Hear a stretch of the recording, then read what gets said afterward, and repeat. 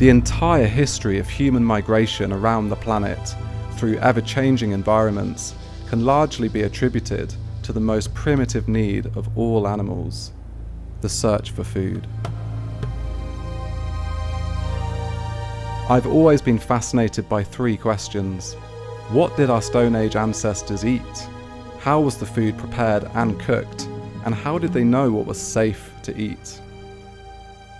Through looking at tantalizing glimpses of evidence left behind and the valuable insights we can learn from modern-day hunter-gatherer societies who still rely on these very practices for their survival, we're going on a journey of discovery into the types of resources, skills, and knowledge that sustained the daily lives of our ancient ancestors and how they are still of the utmost importance to our survival in the modern age.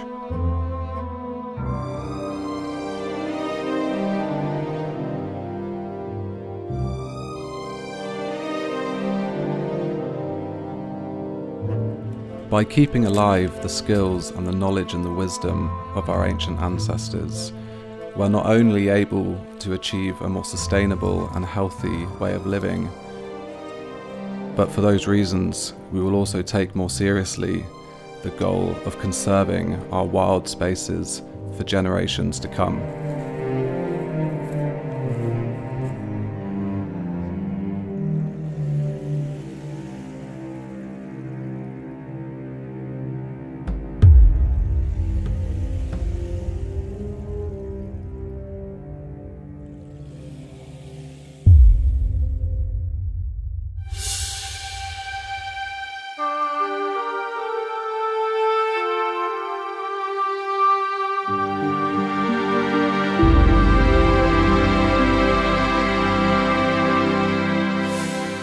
Britain has so many wild foods.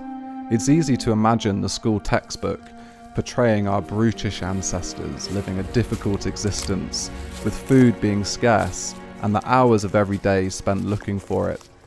But it's difficult for us today to imagine a landscape not tamed or influenced in some way by us, such as it was for our ancient humans living in enormous tracts of underpopulated, pristine environments.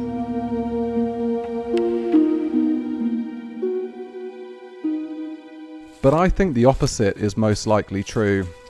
Although most definitely there would have been times of hardship and hunger, conversations with modern-day hunter-gatherers reveal very few recollections of actual famine and starvation on a mass scale, pointing to a highly rich and varied diet.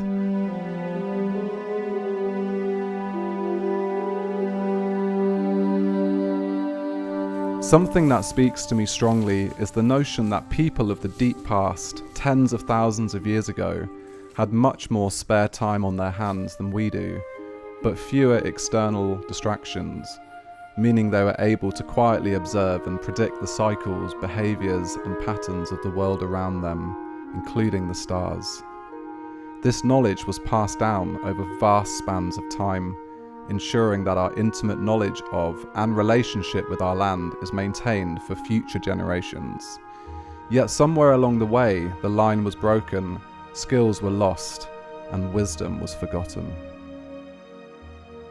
With the agricultural revolution in the late Mesolithic around 7,000 years ago, and the more recent industrial revolution in the 1700s, you can understand how a rift between us and the natural world began to emerge as we began to stockpile resources, own land, and view natural materials as exploitable commodities to be sold, including animals.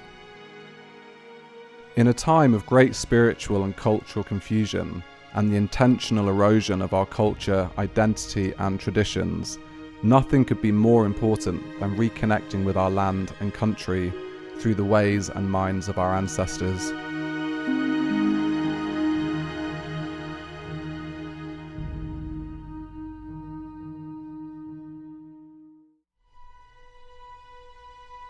The birch tree is probably one of our most useful and diverse survival trees here in the UK. The bark itself is amazing for crafting containers, for example, in an age where there was no metal or clay pottery invented or discovered. And also it can be used for such effective tinder because it contains its own tar and natural resins, which help it to light very easily. You can see it's so abundant, especially when it's just falling off the log like this. What's nice about starting a fire in this way is that in order to be most successful, you need to make sure you have a range of different kindling from matchstick thickness, like this, which will be your first bundle to throw on, 2 really thick bundles, followed by little finger thickness, middle finger thickness, and then thumb as well. And then you can just chuck on whatever you want after that. Foods that provide carbohydrates are of utmost importance, and the most time and energy would have been spent in pursuit of those. Got a few nice dandelion roots and a few young burdocks as well, and of course we got some delicious nettles. Wilting the nettles in this way over the fire just gets rid of the sting and makes them much more palatable. This is a fantastic plant. Not only is it incredibly nutritious, the mature stems of the nettle can also be used to make cordage, which is very strong and very effective.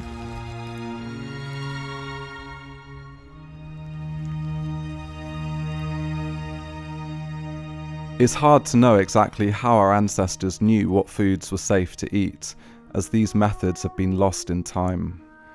Through looking at modern-day indigenous groups whose cultures still retain this ancient knowledge, combined with my own experiences gained from Australian Aboriginal bushcraft, we're able to deduce a method that was perhaps used worldwide by the earliest humans.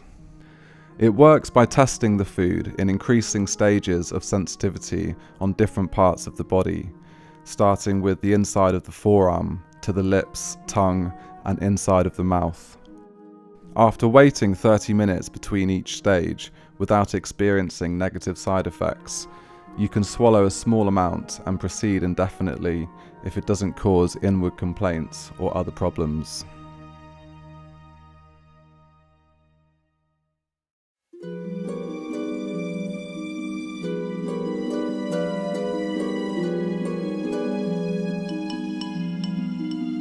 Perhaps one of the most celebrated of our wild foods are mushrooms. Our Stone Age ancestors would have been intimately aware of not only the culinary and medicinal uses of fungi, but of their practical and entheogenic uses as well, where the hallucinogenic properties of certain species were once central to our culture, spirituality, and way of life. Following 2 weeks of good rain after a long hot summer, a magical array of fungi carpet the trees and forest floor like a network of coloured gems, tempting you into ever more beautiful glades of undisturbed woodland, where the best mushrooms are always to be found. This is pennybun, one of the UK's nicest fungi. And you can see where it gets its name. The top of it looks just like an old bread roll that's come straight out the oven. Although it's been a long while since these cost just 1 penny. And these used to be sold in the markets for that amount. We're going to leave this one and see if we can find a few more. This is something you do not want to eat, growing in very close proximity, just a few meters away to where we found the pennybun. One of these fallen down birches here actually. You can see all around here, on this log especially, there's tons. We've got the birch polypore, which among other uses has a really interesting use. This one actually was just off the tree already. Really spongy. You can actually cut yourself a nice long strip like this.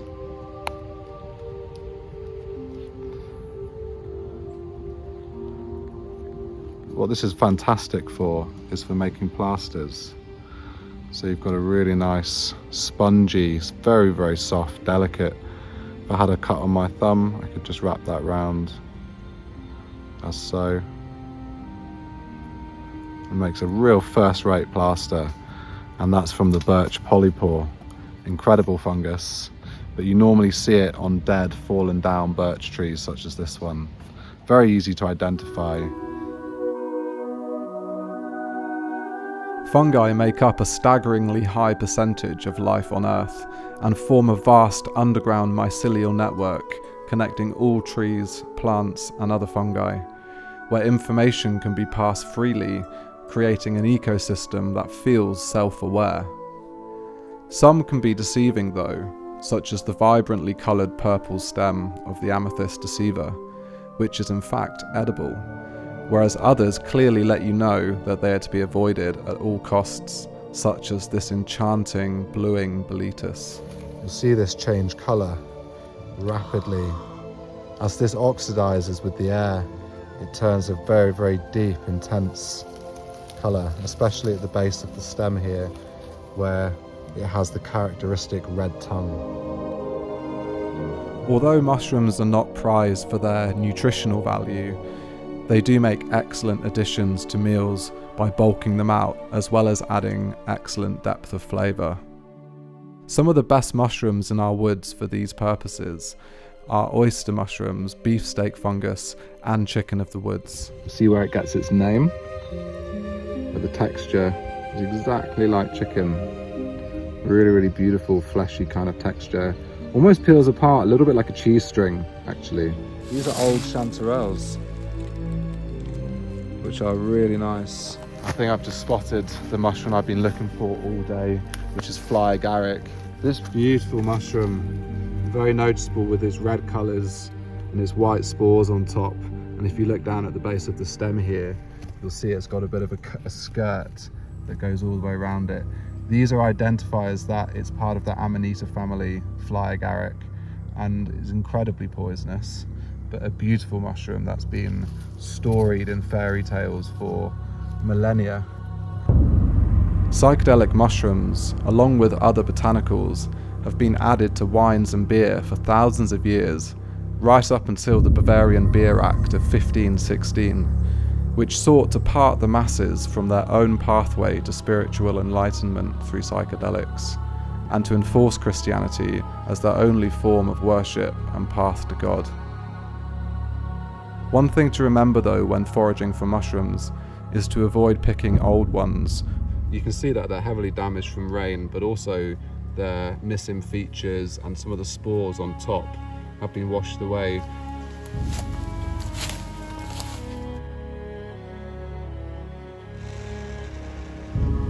You might think that this looks like a charcoal briquette or something like that, but this is in fact a fungus known as King Alfred's cake, or more commonly known as crample fungus. You can see it's burning so hot. Crample fungus, although we're not certain, provides a means of transporting fire. Because they burn very slow but hot, they can be carried around for days essentially, and the bigger the ones you find, the longer they're going to burn for. And especially during wet environments or cold winters, or if you were venturing into areas where resources to make fire were not guaranteed, especially tinder such as this one, it was a fantastic and secure, reliable way of transporting fire into a new area where you could just get another fire going immediately.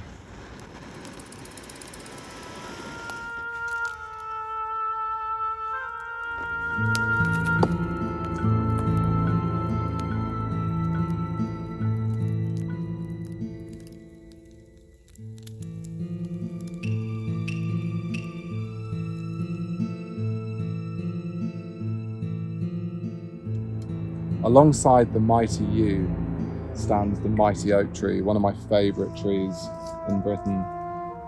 Not only is it iconic in terms of our culture and history, but it's also an amazing tree in terms of providing food.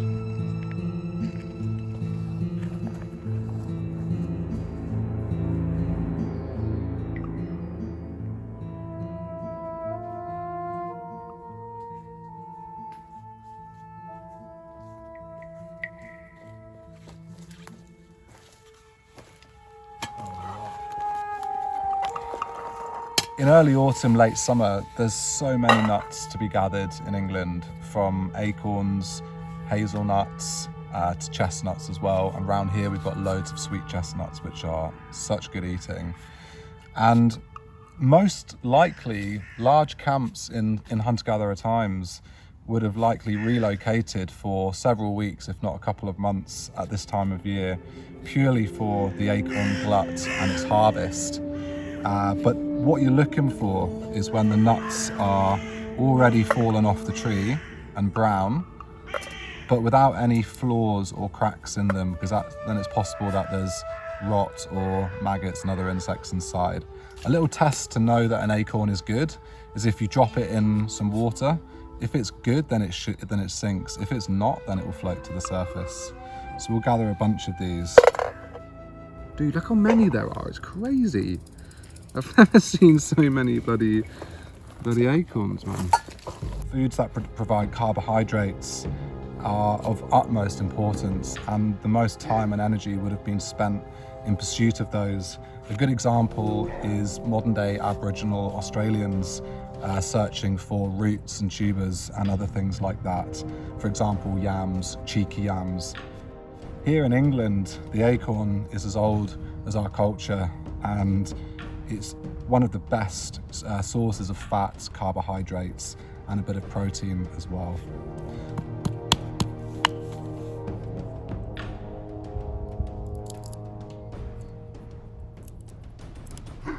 It's quite a time-consuming process, but you know, in a life without all of the often pointless distractions we have of the modern world, this would have been just a normal part of existence. So the reason why the acorns need to be shelled and then ground and pounded is so that it can then be transferred to a fine mesh bag or basket of some kind, which can then be dunked in a nice gently flowing stream, which over a few days will leach out the tannins which are naturally occurring in the acorns, which are a bit toxic and very bitter. They don't taste good.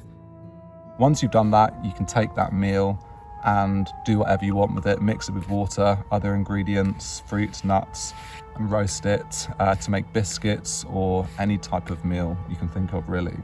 It's really not difficult to gather a lot of acorns in a very short space of time, enough to provide a feed for a big group of people.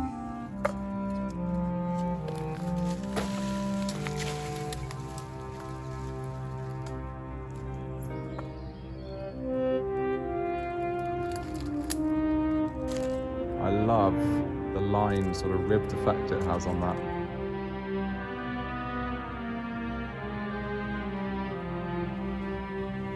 Just the same with the acorns. The sweet chestnuts are best gathered when they're already fallen off the trees, brown and already exposed from their casings like this. Obviously it's tough work to get these sharp casings off. But this one you can just reach carefully inside, and there you've got a beautiful sweet chestnut. You can eat these raw, but they're way better roasted. They have this really nice skin on the outside, which just protects it in the coals of the fire and peels away effortlessly when you go to eat it. Sweet chestnuts are identified, or at least partially, by their really spiky casings, whereas horse chestnuts, which are not edible and toxic, they have a sort of a much greener, more armoured looking shell with less spikes on. But the best time to actually gather these sweet chestnuts are when they've fallen off the trees and are brown, but also still just in their case. It's really hard work to try and get one of these off without spiking yourself. Whereas these ones, if you're careful, just come out really nicely like that. Let's have a go. I reckon we should try one of these. Such a crunch to it, really tasty. A little bit dry, raw, but the taste is good. I much prefer them roasted.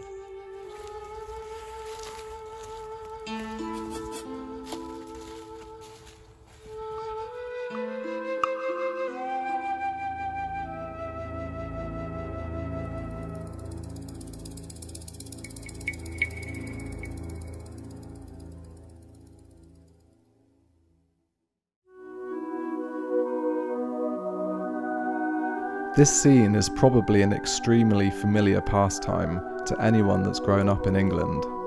Blackberries, along with many other wild fruits, were essential to our hunter-gatherer ancestors, not necessarily for their calorific value, but for their vitamins and sugars. Because they're seasonal, sweet, and were therefore likely gorged upon in the moment, they were also preserved to be eaten during the leaner winter months, where many wild foods are not available, and preservation becomes truly significant in our survival. The fruit was pulped, and hawthorns, which contain lots of pectin, can be added to the mixture to help the fruit pulp dry into a jelly, much like a jam, which is then dried in the sun and cut up into fruit leather, a bit like an early version of a modern-day fruit winder. This accompanied a winter diet consisting primarily of meat, something that was essential to our survival in the winters of the Northern Hemisphere. Perhaps one of the oldest wild foods in our country is the crabapple. Although these days you often find them mixed in with the genes of modern apples, but I'm amazed to find such an abundance of them right here. Let's give one a go. These are beautiful. Absolutely loads here. These are some of the most perfectly ripe sloes I've seen. Best time to gather these is peak autumn, sort of end of October, and they're dark purple and full of moisture. Just need to discard the small stone in the middle. They've completely lost all of that bitterness that they had before when they were still ripening. Dude, these are really nice. Yeah. The berries of the beautiful wild service tree known as checkers are perhaps one of my favourite wild fruits to be gathered in England, and you can see the beautiful flame-shaped colour of its leaves.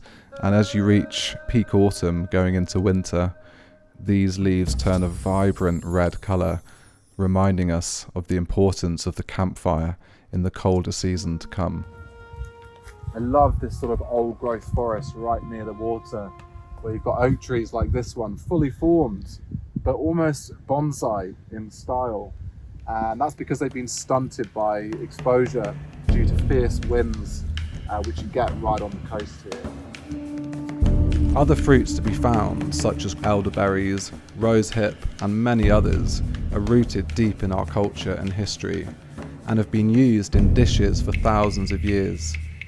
It's likely, through finding and consuming fermenting fruit, that this is what led to the discovery and eventual craft of making alcoholic beverages.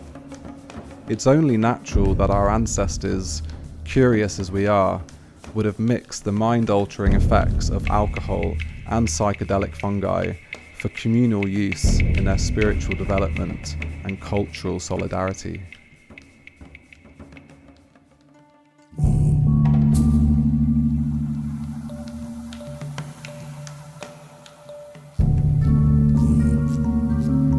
Probably the most significant of all human discoveries was the ability to create and harness fire.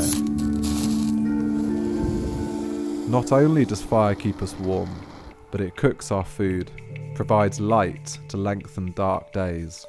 It dispels fear, wards off predators, and provides a feeling of home, hearth, and security. Indigenous people around the world have different traditional methods of lighting fire, depending on their climate, environment, and what resources are available.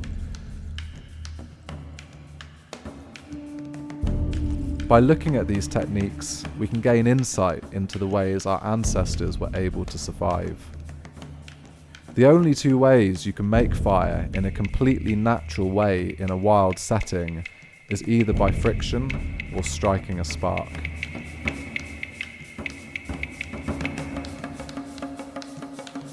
This is probably our best tree in the whole of the British Isles for making fire using the bow drill method, which was a type of method using purely friction in order to make a hot ember out of fine dust, essentially, or some very fine particles of very hot ash, which you can then add to a tinder bundle such as dry grass or finely powdered up birch bark, for example.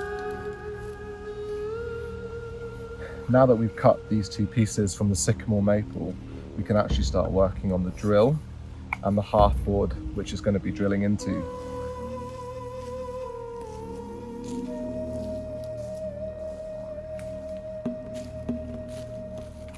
It's actually a bit of a misunderstanding that the wood should be of different densities or different woods. Commonly people think that you need a harder drill bit to drill into a softer board, but actually you want the same wood so that both woods consume each other equally to create as much hot dust as possible with which we'll light our fire.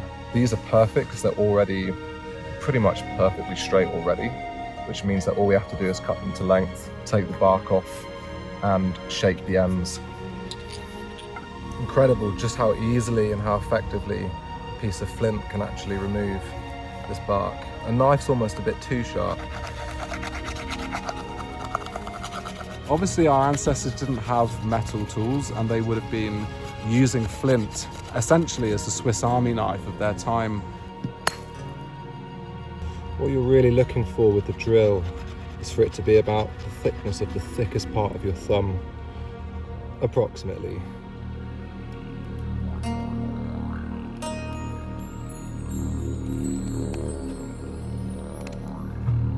The end that's going to be doing the drilling, we've made a nice flat point to provide as much friction and surface area as possible, whereas the top, where the bearing block will go, we've made a longer, sharper point to reduce the friction as much as possible so that it's concentrated towards the bottom where it will go into the hearthboard.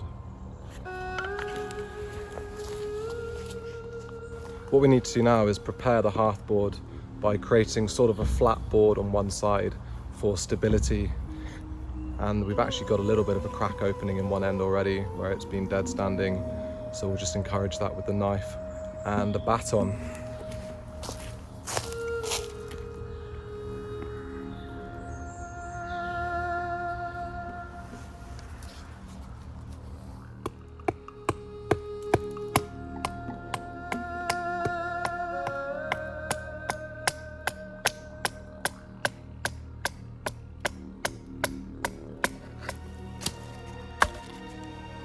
Now that we've got the drill and the hearthboard components, we need to look for a nice rigid piece of bent wood for the bow and something hard, much harder than this wood, for the bearing block.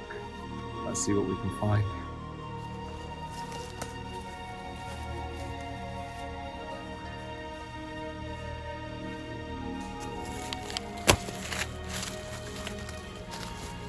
Something like that could do. It's a little bit thick, but luckily it's very light and very strong, so that'll probably do. It's also quite useful when it has the bits where you've broken it, you can tie the string around there on each end. We'll take that for now. Perfect.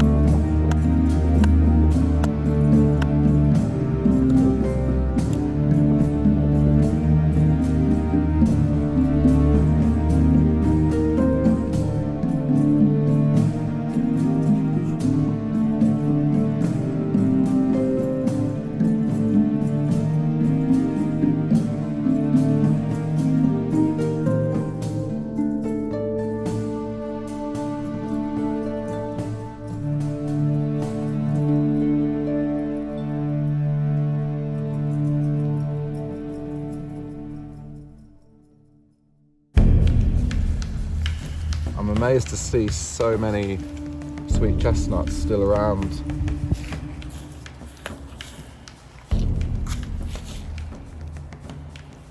That's more what we're looking for, I reckon. It's actually perfect. It's already got a fork, so we can take it off on the fork. So we've got something to tie one loop around, and then we'll take a bit off the end Really, for the bow, you're looking for anywhere from 60 to 70 centimeters in length, just to give you a nice long action, which is more effective. Let's take that one.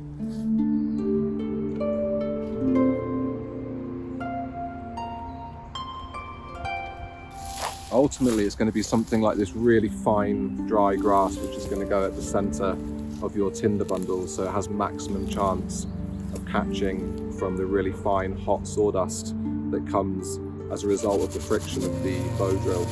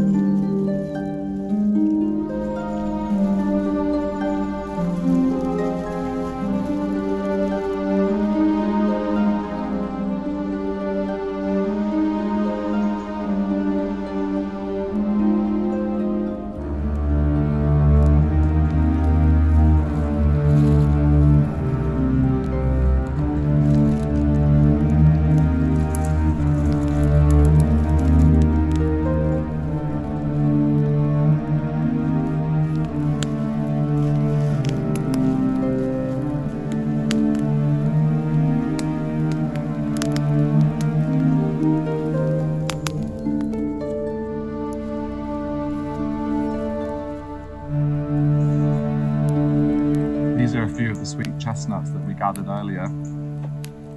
Doesn't really require much prep at all. I've just soaked them in water for a little bit to help them not to dry out during the cooking process. And I've also scored a little X on the top of them so that they don't explode, and it makes them easier to peel as well. It's important to remember that for almost the entirety of human history, our ancestors were cooking without the use of cooking pots and metal pans, etc. Even pottery didn't come around until more recently. So therefore, they had to improvise, from cooking a whole animal such as a deer in a sand pit on the beach using hot rocks, to just making a small fire like this and cooking chestnuts in the gentle embers of the fire. It's absolutely roasting hot.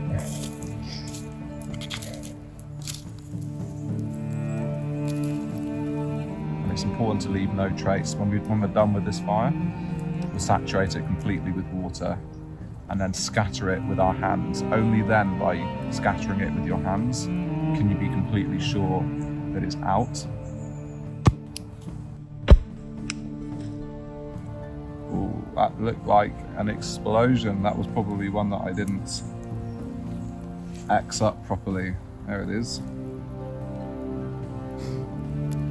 I'm getting such a familiar smell, a Christmas smell actually, of these chestnuts, which would have been something that our ancestors surely would have smelt drifting along the breeze, along with many other wild foods being cooked, probably attracting the odd stray wanderer from campfire to campfire with the allure of cooking food.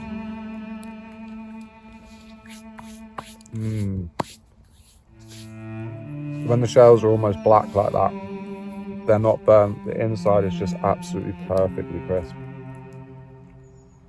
Honestly, I think about 10 of those for a person is plenty for a meal, to accompany maybe some greens and some protein of some sort.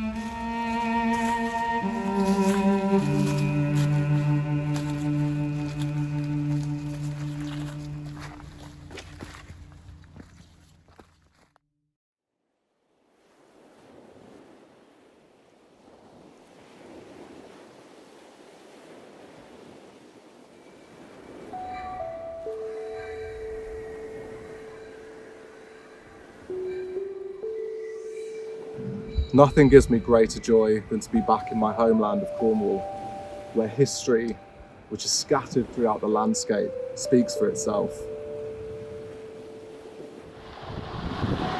These coastal ecosystems are one of my favourite places to be, so rich and abundant with life.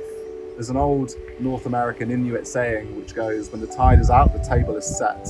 You can see why. You've got an abundance of kelp, seaweeds, limpets, cockles, razor clams and mussels, all to be found, which were cooked very simply and traditionally in the hot coals and sands, straight right away here on the beach. All this seaweed though, beautiful, perfectly edible, really nice greens in addition to a nice seafood shellfish starter. These guys you don't want to touch when their tendrils are open like this, because they can give you a bit of a nasty sting. These limpets are one of my favourite shellfish. They're very tasty, they just taste of the ocean. But you've got to sneak up on them. If you touch them, they'll clamp down really hard onto this rock. So you just got to take them up with a nice clean motion straight away. You can see the amount of meat that you've got in here. The best way to cook these is to get a hot rock and put it in the coals of the fire and just allow them to clamp down onto the rock, which they do naturally anyway. And then that'll cook them really, really nicely.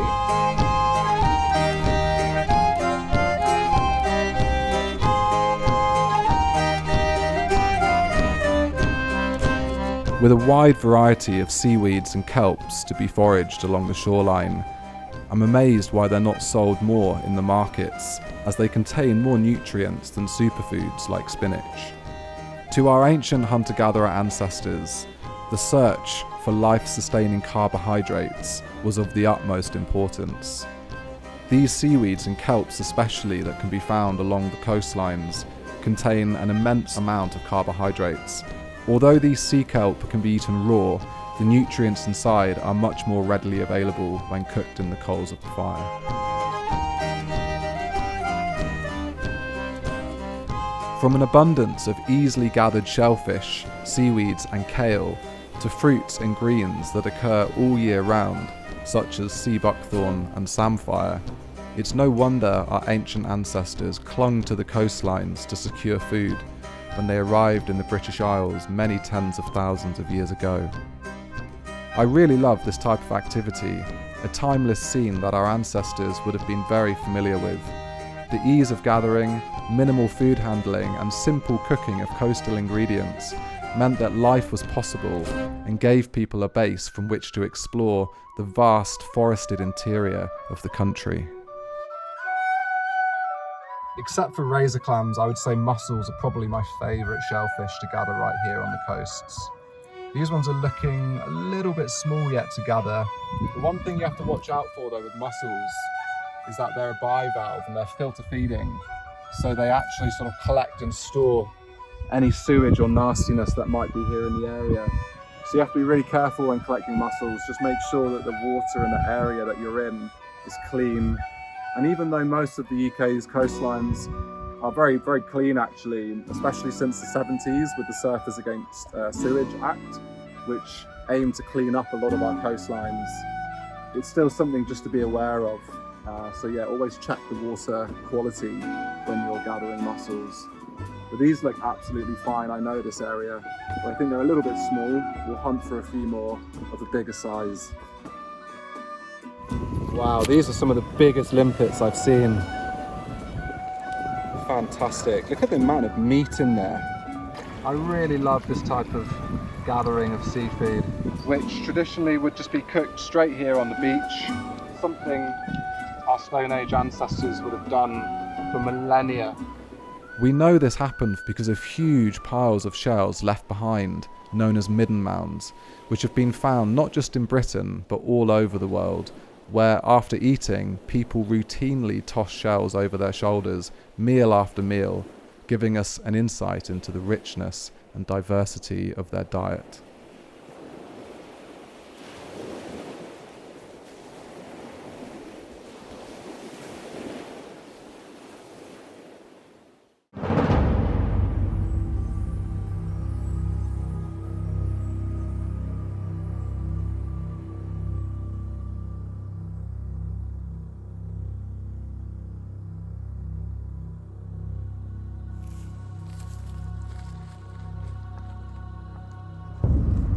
Something that can also be found in abundance along the Cornish cliffs and coastlines is iron pyrites.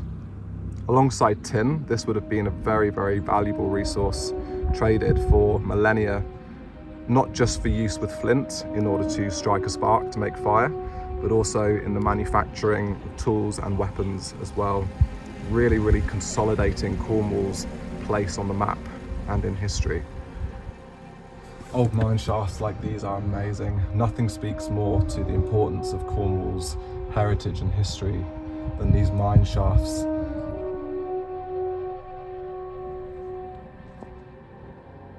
As well as the mining of tin, perhaps most infamously related to Cornwall is the smuggling, with the incredible amount of secret coves, little inlets where people from the Mediterranean and other parts of Europe would have come here to trade goods in secret, often under the cover of darkness, where they would come into these small coves only revealed when the tide is out, allowing contraband to be smuggled into the extremities of the country.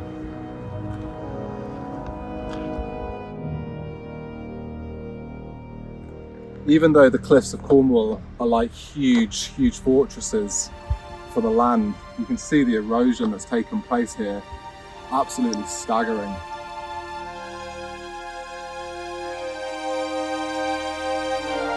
It's along these rocky outcrops that you'll often find the iconic bird of Cornwall, the chough, making their nests in all of these bracken thickets and little nooks that you find in these rocks as well, to keep their nests safe.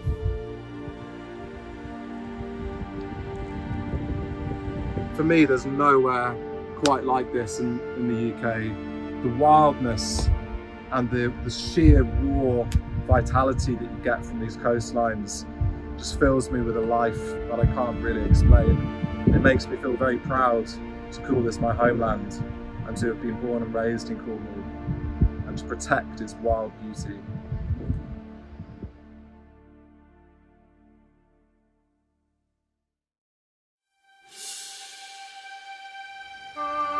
Upon first inspection of this red dirt, you might think that we're in the central deserts of Australia, where in fact we're on the Cornish cliffs. And right here is a very striking example of the amount of clay and peat that's to be found in the soil here, a lot of which comes from the oxidization of iron, which creates this vibrant red colour all throughout the cliffs.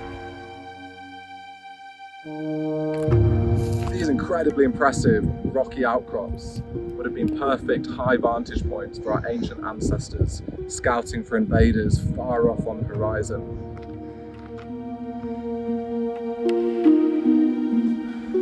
Some of these plants in here have a phosphorescence to them and actually appear to be glowing in this incredibly dark ambient light here. Let's go in.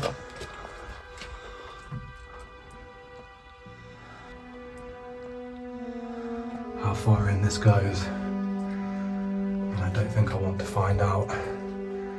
Some of them are man-made, some of them completely natural. I don't think I want to hang around too much. Let's get out of here.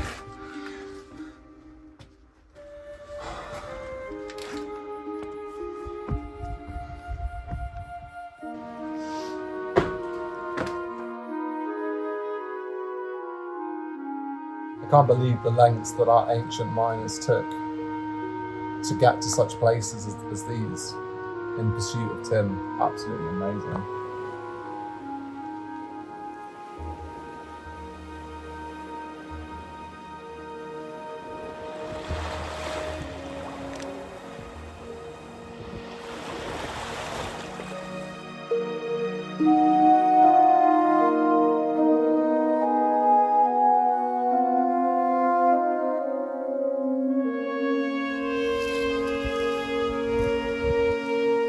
One of the most freeing and humbling experiences is to be able to walk through our wilderness equipped with nothing but the knowledge of how to live using everything around us. Through being outdoors in the seasons, you're reminded of how we once lived and how acutely aware we were of the natural cycles, rhythms, and behaviours of the natural world around us. It was absolutely crucial for our ancestors to know the uses of everything that grew around them. The forest was their supermarket, place of education, playground, means of travel, pharmacy, and hardware store, all rolled into one. Through exploring and understanding how our ancestors lived in our environments, we're able to form a real kinship with our land and rekindle the strength and identity of our culture, one that rests on the shoulders of thousands of years of precious wisdom and lessons learned, hard lessons and practical truths that ensured our survival and will continue to do so if we look at them.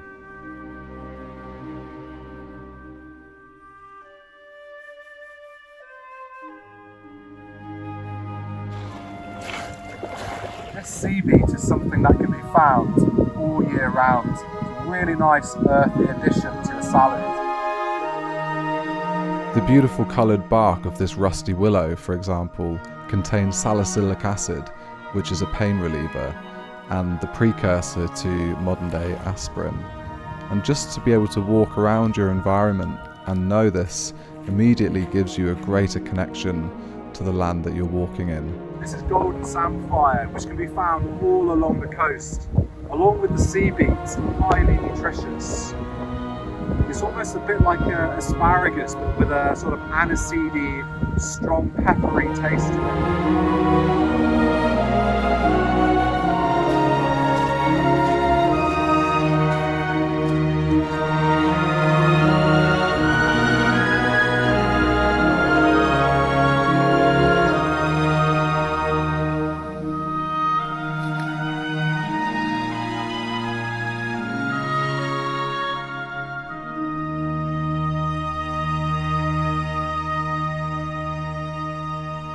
Our land isn't something to be owned by the few. Most Westerners marvel at the pride of modern-day indigenous peoples celebrating the strength, resilience and continuation of their cultures and traditional ways of life. So why aren't we encouraged to do the same by our leaders? Although very different not so many decades ago, Australia, for example, now recognises the ancestral land rights of the Anangu, people who have inhabited the Uluru region of the central deserts for at least 35,000 years. This is because the uniqueness of their environment the strength of their culture, and the relationship they have with their land was recognised as highly significant and important on an international level, receiving 2 UNESCO World Heritage Awards for natural and cultural values.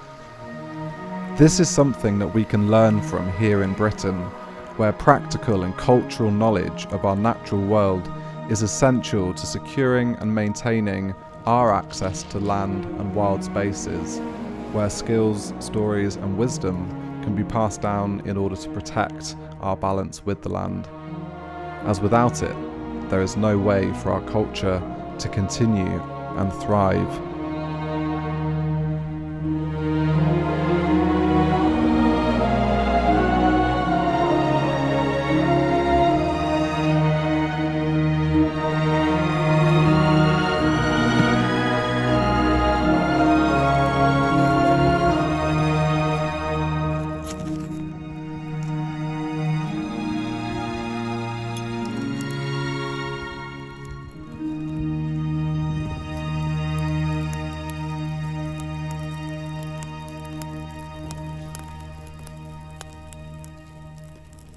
We've managed to find some sea beet and golden samphire here from along the coast, as well as a few different types of shellfish.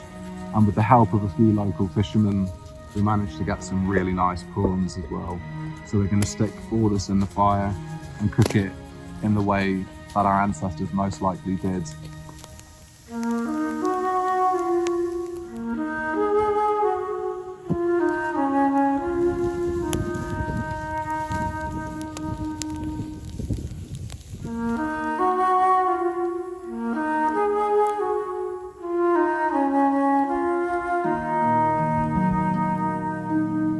What I love about fire is that it's so infinitely versatile to your needs. You've essentially got like a hot plate in various different places here, varying different temperatures.